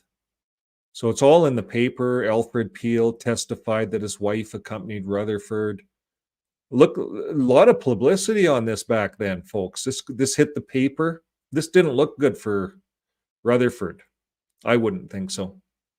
Like, he had it all out here. And a $25,000 suit in Akron courts involved Rutherford is still pending. And it was brought against 5 prominent Catholic clergymen and laymen after Rutherford broadcasted from Louisiana, was cut off in the middle of an address. The suit was brought by the Watchtower. So here they were suing the clergy because they cut him off or something. So the Watchtower sued the clergy, Reverend Hilary of the church, for cutting him off. So Rutherford was broadcasting, and then they cut him off in the middle of an address. So he sued them. That's all in here as well. It's just some extra garbage on him. You see how litigious this is, father like son. This is the teacher has taught the Jehovah's Witnesses today to be litigious, to sue. So we won't look a whole lot at this. I think we're getting, where are we? 3 o'clock. Yeah, we done about 2 hours of this stuff. So, this is just more of the same stuff we read, Wikipedia's personal life. I was just getting it from different sources. I'm just going through all of my research here to see if I missed anything. We all know what Rutherford brought in. Rutherford brought in the last days starting in, it started in 1799. Those were if Jesus inspected the watchtower. This is a good point, this article here, JW Facts. If Jesus was inspecting the watchtower in 1914, and he was going to choose them to be his chosen path, then why in 1919, when Rutherford came along, did Rutherford change everything? He said the last days is wrong. He changed everything. So Christmas was wrong. The cross was wrong. Birthdays were wrong. There's the faithful and discreet slave was not the anointed, but rather Russell. There's a lot of wrong things. And then in 1919, Rutherford comes along. Well, I'm right. So that means that previous to that, Russell must have been apostate, or is Rutherford apostate to Russell? You see, someone's apostate. So if Jesus came in 1914, he's blessing Russell, but then Rutherford went apostate. You see, you got to wrap your head around that. It can't work. It doesn't work. None of this stuff works. I'll pin this. You guys can read it. Drive you nuts. Okay, we're getting to the end. Rutherford's net worth. How much do you think he's worth? 9 million, it says, as of today. That's what it said as of today. I don't know how they figure that, but maybe they're figuring out, okay, it's worth 9 million today. What he was worth is worth equivalent to 9 million today. This guy's worth 9 million. That was his net worth. So Joseph Franklin Rutherford, a well-known religious leader, let's see how this article writes him up. Estimated net worth of 9 million by 2024. This is brand new, guys. Whoever did this is brand new, because he just wrote this. 2024. Idol worship, idol net worth. Idol worship. It's interesting. Well, that's what he was worth, impacting lives of many devoted followers. So my question is, where did his 9 million go? Did his kid get it? Because his kid didn't stay in the religion. So I wonder if he gave it all to the Watchtower. I wonder if they got all his money. Be interesting to know. Next, personal, we covered all that. And Malcolm, the last but not least, is the boy. This is his only son. I would hope his only son got a bit of his money. But Watchtower is greedy. You'd have to fight them tooth and nail for it. When Malcolm Cameron Rutherford was born on the 10th of November, he married Pauline in 1918. So he got married in 1918. He immigrated to Honolulu, Hawaii. He got the hell out of the U.S. Like, he didn't want to be around his dad. Looks like he had money, this kid. And remember, when Rutherford was in jail, I read this and it's in our podcast, but when Rutherford was in jail, he had his son going back and forth to the gold mine. We didn't talk about the gold mine today, but they had a gold mine and he had to shut it down. Russell had a secret gold mine. And so Russell died. Russell was actually on a train. He died on a train, I think, coming back from his gold mine. And Watchtower doesn't talk about any of this stuff, but it's all out there. But this kid, Malcolm, he was looking after the gold mine for the old man while the old man was in prison. and the kid couldn't get there, and the old man was mad at the kid. There's quite the story there. It's no wonder the kid didn't like him. The old man, I think, just abused anybody around him that wouldn't have sex with him. Anyways, he's that's Rutherford, guys. I don't know what else to tell you. The guy's a fraud. Okay, I'm not going to go any more on this. It's we've got it logged here. You guys can watch any of it. Is there any comments? Anything? Hello, Marmy. Hi, nice to see you, Marmy. Okay, Demons and Thumb Rings. Thanks for joining the show today. Shack Composer. Hello. Thanks for joining us and contributing. Chronicles of Lucifer. Thanks for being on. And we have Do Volklin. In the garage under the pavement is what the current owner says. So you'd have to be in on that conversation. So yeah, there's a lot of conversations. Thanks everyone for being on with us. And we do have the recovery group. Tomorrow at 1 o'clock. It's I can put a link for it. We're going over a recovery catalog that Justin built. It's an XJW recovery program. We're kind of getting in there, and it's a private group. It's a StreamYard link. We can have up to, I think, 10 or 11 people in the group that can come on, and you can show your face. You don't have to show your face. It's just like a live, but there's no live, no recordings. It's all private. You want to tell your story. If you want to swear, you can. It doesn't matter. It's all part of recovery. In fact, they recommend it. They recommend that you swear. I did some swearing. You draw pictures. You do timelines. It's just typical recovery stuff. So I think it's good for all of us to be involved in that. Some of us, anyways. I need it. I need to recover from all this crap. Okay, well, we're going to close the show down. It's dinner time. And for dinner, I think I'm going to get out of here on a helicopter. I can hear, can you hear it? I can hear the helicopter. I'm going to take my hat off. I think I need my glasses. Okay, we're ready. Can you hear it? I can. Okay, folks. Well, until next time, keep living your life with love. Bye for now.